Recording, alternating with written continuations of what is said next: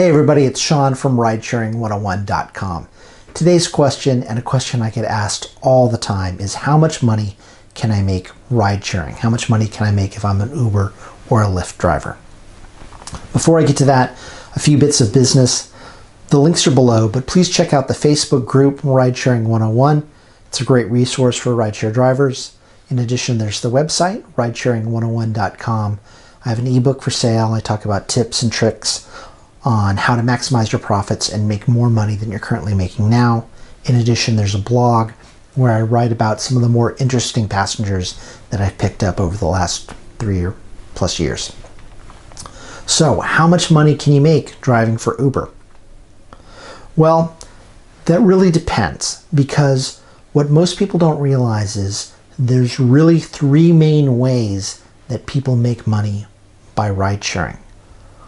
The first way is the one that most people think of. You pick up somebody from their house, you drop them off to wherever they want to go, the coffee shop, the gym, work, the fare ends, and you repeat as necessary for as long as you want to drive. And that's what I'm going to talk about today.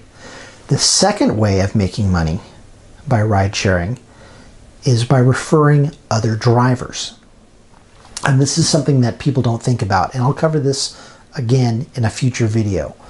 But for every driver that you sign up who completes 100 rides, you get a bonus. Currently, I believe it's $500 for Uber. Now, this bonus changes depending on your location, the city you live in, the state you live in. But there are rideshare drivers that make more money by referring new drivers than they make by actually driving passengers around.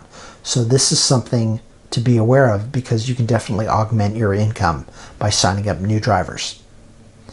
The third way people make money by ride sharing is by using their side hustle to generate income. So if you have a marketable skill, you have a captive audience with your passengers when you're driving them around. So for instance, if you're a contractor and you're dropping somebody off at Home Depot or Lowe's, you can hand them a business card and say, hey, I'm a contractor. If you have any questions, I'd be happy to answer them. If you have a job that needs to be completed, I would love the opportunity to bid on it and earn your business. I'm licensed, I'm bonded, I'm insured. So contractors, electricians, plumbers, welders, painters. Rideshare is a great way to get more clients.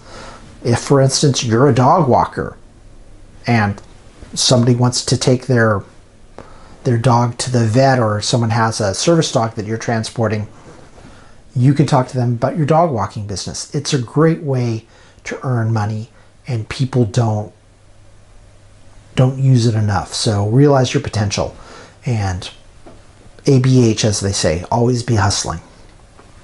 Now, how much money you make ride sharing really depends on where you drive. For instance, I drive in the San Francisco Bay Area. San Francisco pays more than the outlying suburbs. So driving somebody within San Francisco pays more than, let's say, driving in San Mateo or Redwood City. Those two cities pay more than if I was driving somebody in the East Bay in, let's say, Fremont. So where you drive is really important. There are people in the San Francisco Bay Area that drive from, let's say, Modesto and Fresno. They come into San Francisco to drive on the weekends because they know, one, they can get more fares, and two, the fares they get are going to pay more. So these people will drive in on a Friday night. They'll drive till 2 or 3 in the morning. They'll crash out in their car in the parking lot of some 24-hour supermarket. They'll get up, go to the gym, take a shower, grab a cup of coffee at Starbucks, and drive for 12 hours. Crash in their car again, drive all Sunday. Sunday night comes, they drive home. So where you drive is really important. So please be aware of that, because that's going to help determine how much money you can make. Now, to really understand how much money you can make, you need to understand the different classifications. So for Uber, the lowest classification is Uber Pool. And with this classification, you are going to make the least amount of money. What Uber Pool is 2 or more parties share your car for most or part of the trip. And you're dropping them off at different locations. So for instance, you might be in the San Francisco Mission District. You pick up 2 different parties. One party you drop off first in the Castro, and the second party continues on into Haight-Ashbury. So this classification pays the least. It pays basically just above public transportation. If you're driving Uber Pool or Lyft Line, expect to only make $10 to $15 an hour. And the passengers that you drive are going to be the most difficult passengers that you deal with, because these passengers are cheap. And there's nothing wrong with being cheap, but since the fares are so low, most Uber drivers don't want to pick them up. So these passengers oftentimes have to wait 10, 15, 20 minutes for somebody to pick them up. And since they've waited until the last minute, they're running late. And since they're running late and you happen to be the one that picks them up, they're going to be upset. They're going to be in a hurry. You might drop them off at the locale, but they might want you to change the ride, to drive them further, or to ignore any other Uber Pool requests that you have because they're running late and they don't want to compound that problem by you picking somebody else up along the way. So they'll ask you, oh, hey, can you just not pick them up because I'm in a hurry? Can you drop me off first before you drop the other guy off because I need to get to work and I was waiting 20 minutes? Well, that's not how this works, okay? It's not your fault that they didn't plan accordingly and that they're too cheap, okay? So I stay away from Uber Pool like the plague. Again, if you're an Uber Pool driver, you're only going to make $10 to $15 an hour, and it's really not worth your while. So I would avoid staying away from Uber Pool, but at least you know how much it pays. The next classification is Uber Select. The next classification is Uber X. And Uber X drivers are the main staple of rideshare. This is what most people start at. You start as an Uber X driver, you pick up one party, could be one person, could be a group of people up to however many seatbelts you have in the car. You pick them up, you drop them off, and you start all over again. If you're an Uber X driver, you're going to make $15 to $20 an hour. That's a good average. The next classification is Uber Select. Uber Select is a nicer car. If you request an Uber Select, you're going to get somebody that's going to pick you up in a Mercedes, a Cadillac, a BMW, an Audi. Something with leather seats, nice wood grain interior.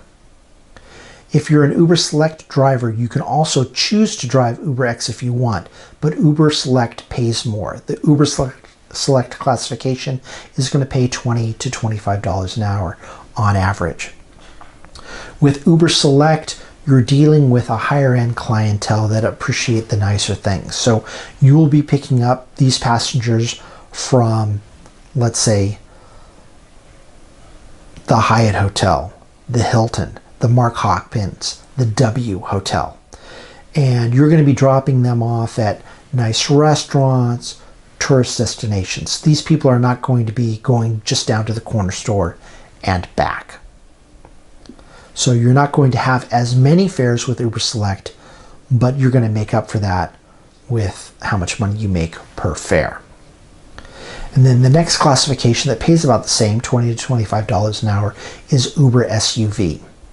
Uber SUV is a bigger vehicle. It can hold more people. So you're going to be transporting more passengers if you have an Uber SUV.